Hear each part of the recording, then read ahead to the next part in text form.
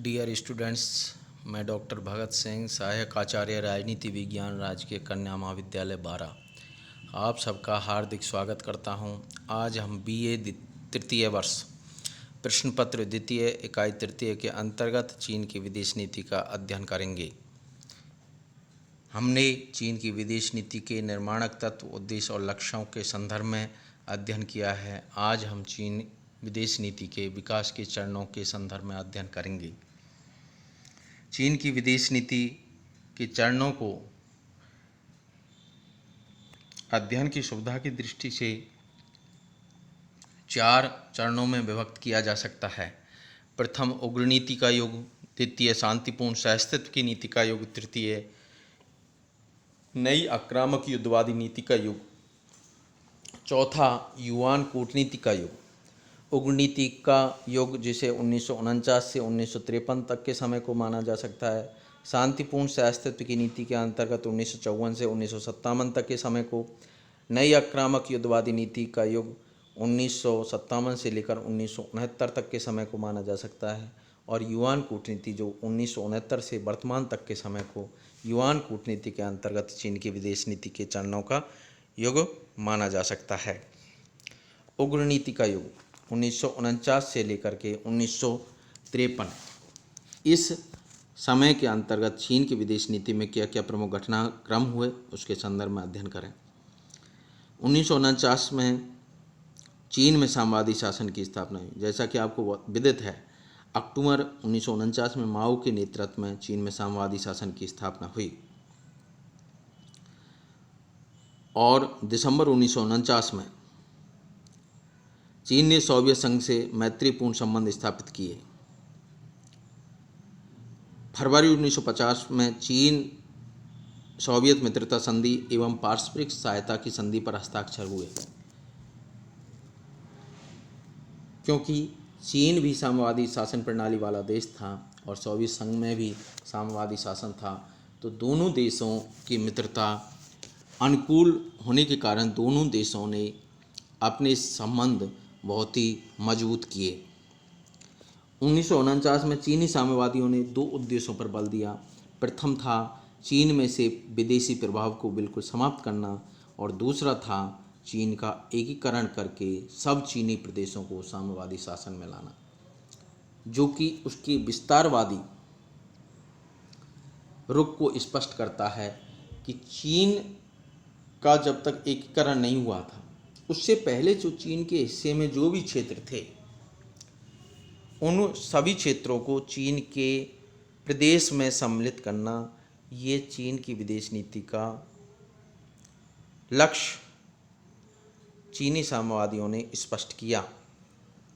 1949 में कोरिया युद्ध में भाग लिया और 1950 में तिब्बत को मुक्त करने का आदेश दिया और तिब्बत में सेना का प्रवेश किया और तिब्बत को चीन के प्रदेश में सम्मिलित किया। ये चीन की उग्रवादी नीति या उसकी विस्तारवादी नीति या उसकी आक्रामक नीति को उजागर करने वाले प्रमुख घटनाक्रम हैं।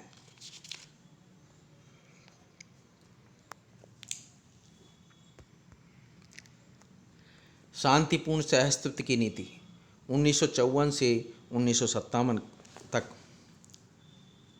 इस समय चीन ने उदार और मृदु नीति अपनाना प्रारंभ किया। 1952 में चीन और श्रीलंका के साथ समझौता हुआ, जिसमें चीन ने श्रीलंका के साथ चावल के बदले रबड़ लेने का समझौता किया।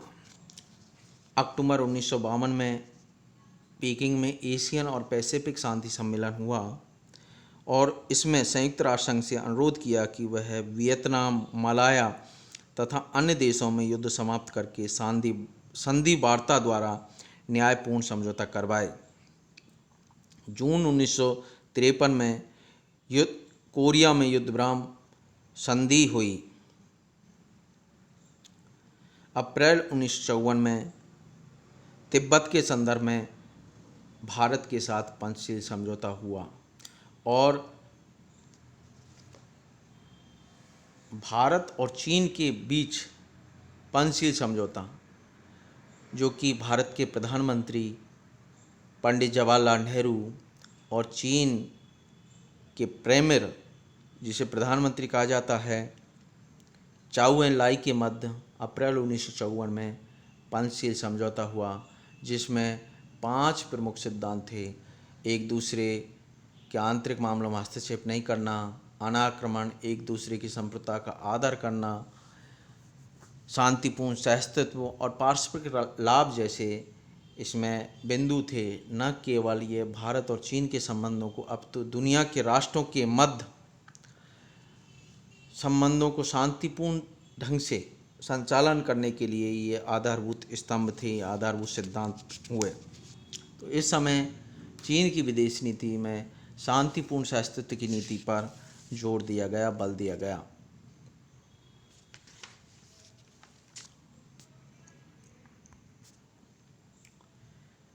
नई आक्रामक युद्धवादी नीति का युग 1957 से लेकर के 1969 में। इस समय चीन ने शांतिपूर्ण सहअस्तित्व की नीति को त्याग करके 1957 के बाद से कठोरता और आक्रामकता के लक्षण चीनी विदेश नीति में दिखाई देते हैं, और इस समय उसने पश्चिमी देशों के साथ व्यवहार में बड़ा कड़ा रुख अपनाया। इस नीति को अपनाने के कई कारण थे।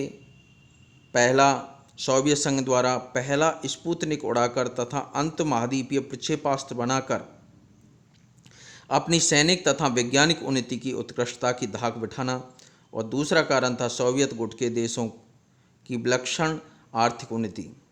तीसरा कारण था 1956 के हंगरी के विद्रोह के बाद पूर्वी यूरोप के कुछ देशों में साम्यवाद की नीति में कुछ संशोधनों की मांग हो रही थी।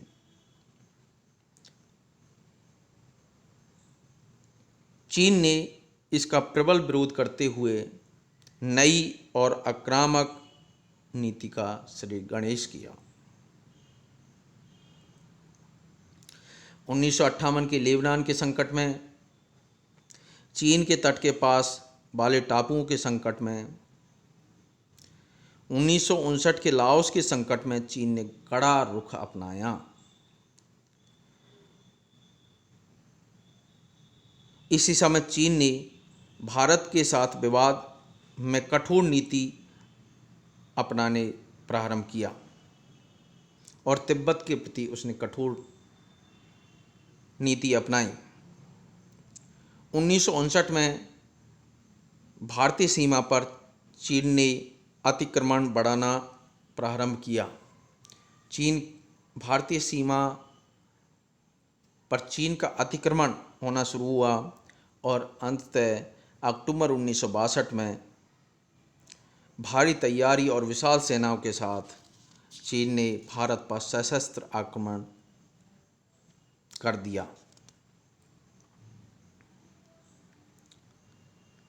जिससे भारत और चीन के मध्य पंचशील समझौता पूरी तरह से अप्रासंगिक हो गया।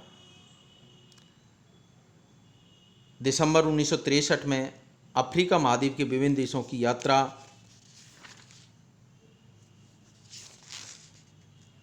चाउ एन लाई द्वारा की गई, और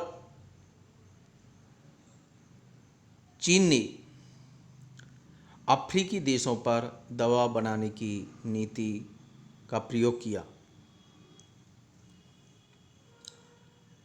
तो इस समय को चीन की आक्रामक या विस्तारवादी नीति का युग कहा जा सकता है, और सबसे जो इस समय को भारत और चीन के मध्य जो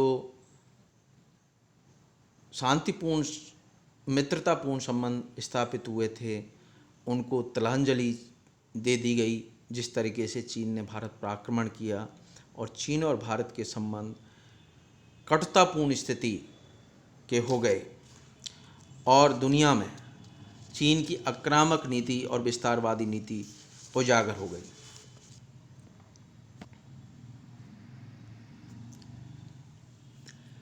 युआन कूटनीति 1969 से लेकर के अब तक।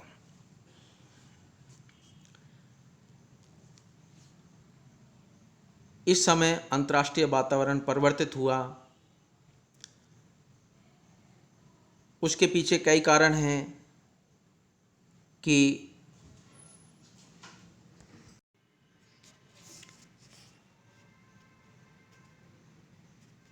प्रथम था 1968 में सोवियत संघ द्वारा चेकोस्लोवाकिया पर आक्रमण करना और 1969 में सोवियत संघ के साथ चीन का सशस्त्र संघर्ष होना,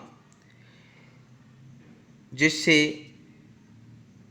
चीन की विदेश नीति में प्रमुख बल ये दिया गया कि सोवियत रूस उसका प्रधान शत्रु है और इस दौर में उसने अमेरिका से संबंध बनाने की नीति का अनुसरण किया। और इसमें चीन की विदेश नीति का उद्देश्य हो गया व्यवहारिकता और वास्तविकता, जिसमें उसकी विशेषताएं, चीन की विदेश नीति की विशेषताएं थीं अमेरिका जैसे गैर साम्यवादी देशों से संबंध बनाना, तोड़ फोड़ की नीति को छोड़ना, तटस्थ देशों को मित्र बनाना तथा उनमें अपने प्रभाव बढ़ाने के लिए बड़े पैमाने पर आर्थिक सहायता देना।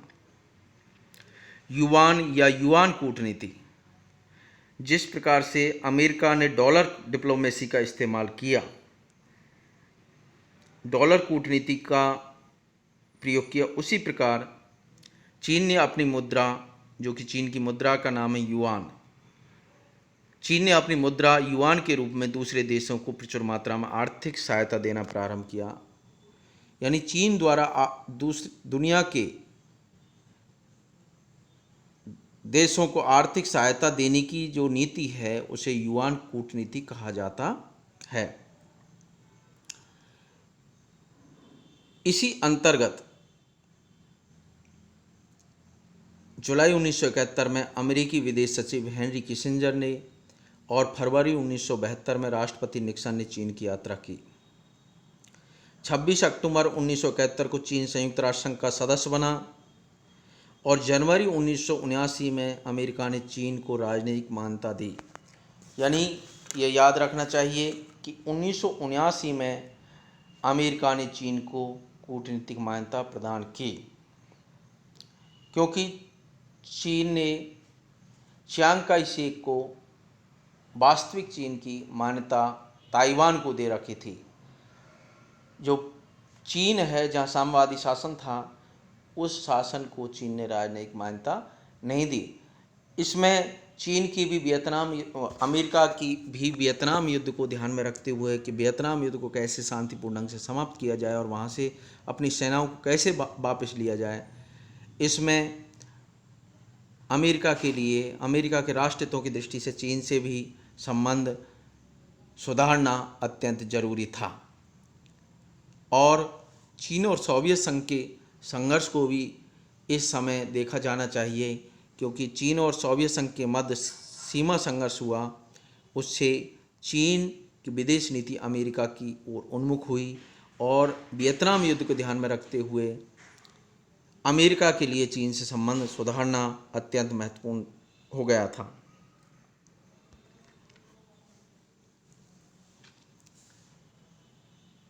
फरवरी 1979 में अमेरिका चीन में व्यापार करते हुए वैज्ञानिक समझौते हुए। इसी समय चीन और जापान 20 अरब डॉलर के व्यापारिक समझौते पर हस्ताक्षर किए। चीन और जापान के मध्य, जो कि जापान प्रो अमेरिकन था या अमेरिका की तरफ झुका हुआ था, इस समय चीन और जापान के मध्य व्यापारिक समझौते हुए, जैसे चीन और जापान के मध्य व्यापारिक समझौते हुए और चीन और जापान एक दूसरे के नज़दीक आए। देंग सियापिंग, इस समय जो राष्ट्रपति हुए, देंग सियापिंग के राष्ट्रपति काल में चीन की राजनीति और विदेश नीति में निर्णायक और मूलभूत परिवर्तन हुए और चीन ने बाजारू उन्मुख आर्थिक सुधारों पर बल दिया और उदारीकरण की नीतियों को अपनाया। यानी 1980 के दशक में ही चीन ने वैश्वीकरण की नीतियों को अपनाना प्रारंभ किया और जो पूर्व साम्यवादी शासन माओ की जो विदेश नीति है उसको मूलभूत रूप से परिवर्तन किया। फरवरी 1979 में भारत की विदेश मंत्री ने चीन की यात्रा की और इसमें भारत और चीन के मध्य संबंधों में सामान्य सुधारों की गुंजाइश बनी। 1991 में सोवियत संघ के विघटन के पश्चात रूस और चीन के मध्य सामान्य संबंध स्थापित हुए। 16 जुलाई 2001 को मॉस्को में रूस और चीन के मध्य में 20 वर्षीय मैत्री संधि पर हस्ताक्षर हुए। और भी बहुत घटनाएं इस दौरान घटित हुईं जो चीन की विदेश नीति को उदारीकरण की ओर ले जाना और दुनिया में आर्थिक सहायता के माध्यम से दुनिया के तमाम देशों पर अपना प्रभाव स्थापित करना इस दौरान चीन की विदेश नीति का महत्वपूर्ण समय रहा। वर्तमान में भी जिस तरीके से हम देखते हैं कि पाकिस्तान में इकोनॉमिक कॉरिडोर की स्थापना हो या वन रोड वन बेल्ट की चीन की पॉलिसी हो, अफ्रीका में उसका आर्थिक निवेश, जिससे चीन अपना आर्थिक निवेश बढ़ा करके दुनिया के तमाम देशों पर अपना प्रभुत्व स्थापित कर रहा है। इस काल में अमेरिकी चीनी विदेश नीति की जो विशेषता थी वो अमेरिका से पक्की दोस्ती और भारत से संवाद की शुरुआत इस दौरान ही बनी 1969 से लेकर के इस वर्तमान समय। लेकिन वर्तमान में हम देख रहे हैं कि कोविड के युग में चीन फिर पुनः आक्रामक विदेश नीति या विस्तारवादी विदेश नीति की ओर बढ़ रहा है और चीन ने युआन कूटनीति के अंतर्गत विभिन्न प्रोजेक्ट्स दुनिया के देशों में स्थापित किए हैं और चाहे वो मध्य एशिया हो, अफ्रीकन देश हो, पूर्वी एशिया हो, दक्षिणी एशिया में भी श्रीलंका में हम्बनतोता बंदरगाह को लीज पर ले रखा है, ग्वादर बंदरगाह जैसे पाकिस्तान में है, बांग्लादेश का चटगांव बंदरगाह है, जहां चीन का निवेश जारी है और चीन आर्थिक नीति के माध्यम से दुनिया पर अपना प्रभाव बढ़ा रहा है। इसे हमें ध्यान रखना चाहिए। धन्यवाद।